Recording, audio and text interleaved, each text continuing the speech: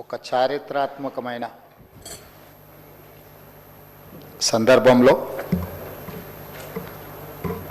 ప్రజాప్రతినిధిగా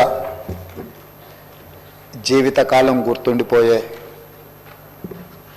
ప్రభుత్వ విధానాన్ని సభలో ప్రకటన చేయడానికి తమరు అవకాశం ఇచ్చినందుకు మనస్ఫూర్తిగా తమరికి కృతజ్ఞతలు ధన్యవాదాలు తెలియజేస్తున్నా అధ్యక్ష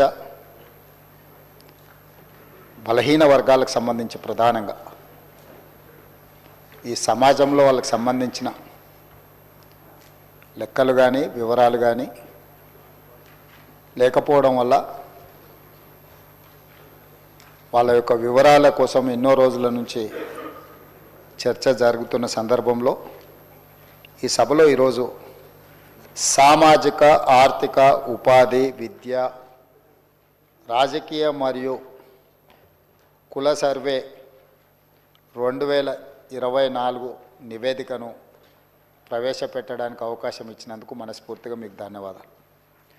రాష్ట్రంలో సామాజిక ఆర్థిక విద్య ఉపాధి రాజకీయ మరియు కుల సర్వే సమగ్ర ఇంటింటి కుటుంబ సర్వే నిర్వహించాలనే ముఖ్య ఉద్దేశంతో మంత్రిమండలి ఫిబ్రవరి 4, 2024న తీసుకున్న నిర్ణయం ప్రకారం తెలంగాణ శాసనసభ ఫిబ్రవరి 16, 2024న క్రింది విధంగా తీర్మానించింది.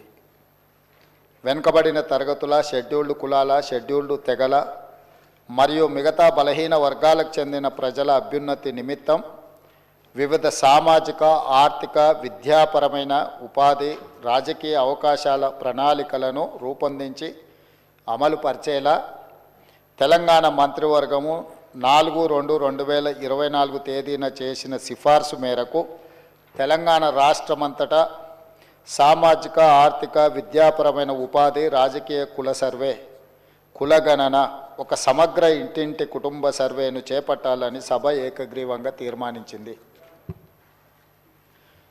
ప్రభుత్వం జాగ్రత్తగా పరిశీలించిన తర్వాత రాష్ట్రంలోని వెనుకబడిన తరగతులు, షెడ్యూల్డ్ కులాలు, షెడ్యూల్డ్ తరగతుల ప్రజలు రాష్ట్రంలోని ఇతర బలహీన వర్గాల స్థితిగతులను మెరుగుపరచడానికి వివిధ సామాజిక ఆర్థిక విద్యాపరమైన ఉపాధి రాజకీయ అవకాశాల కోసం ప్రణాళికను రూపొందించి అమలుపరచడం కోసం తెలంగాణ రాష్ట్రమంతటా సామాజిక ఆర్థిక విద్యా ఉపాధి రాజకీయ మరియు కుల సర్వే చేపట్టడం కోసం 10/10/2024 తేదీన GOMS నంబర్ 18ని జారీ చేసింది.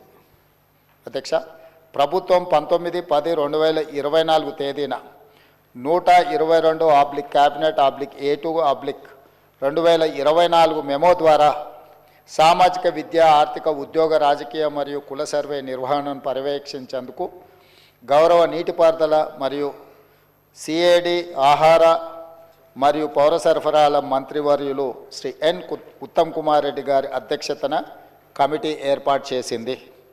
సర్వే నిర్వహించేందుకు ప్రణాళిక శాఖ నోడల్ విభాగంగా నియమించబడింది.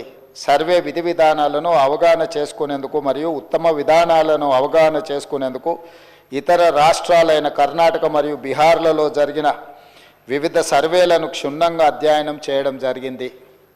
అధ్యక్ష, ఈ అధ్యయన ఫలితాలను ప్రస్తుత సిప్సి సర్వే విధాన రూపకల్పనలో అనుసంధానపరచడం జరిగింది. వివిధ ప్రజా సంఘాలు, సామాజికవేత్తలు, మేధావులు, ఇతర స్టేక్ హోల్డర్ల అభిప్రాయాలను పరిగణలోకి తీసుకొని ఈ క్రింది సర్వే షెడ్యూల్ని రూపొందించడం జరిగింది.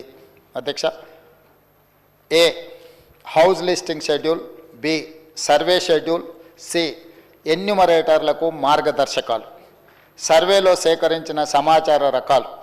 సర్వే ఫారంలో మొత్తం 57 ప్రశ్నలు ఉండగా అదనపు ఉప ప్రశ్నలతో కలిపి మొత్తం 75 ఫీల్డ్లో సామాజిక ఆర్థిక విద్య ఉపాధి రాజకీయ మరియు కుల అంశాలకు సంబంధించిన సమాచారం సేకరించబడింది. సర్వే విధానం మరియు ప్రణాళిక రాష్ట్రంలోని ప్రతి జిల్లాను 150 కుటుంబాలతో కూడిన ఎన్యూమరేషన్ బ్లాక్గా అదే విభజించబడింది. తద్వారా 94,261 ఎన్యూమరేషన్ బ్లాక్లను ఏర్పాటు చేయడం జరిగింది. ప్రతి ఎన్యూమరేషన్ బ్లాక్కి ఒక ఎన్యూమరేటర్ను మరియు ప్రతి 10 మంది ఎన్యుమరేటర్లకు పర్యవేక్షించడానికి ఒక సూపర్వైజర్ను నియమించడం జరిగింది అధ్యక్ష. తద్వారా రాష్ట్ర వ్యాప్తంగా 1,03,889 ఎన్యుమరేటర్లను మరియు సూపర్వైజర్లను నియమించడం జరిగింది.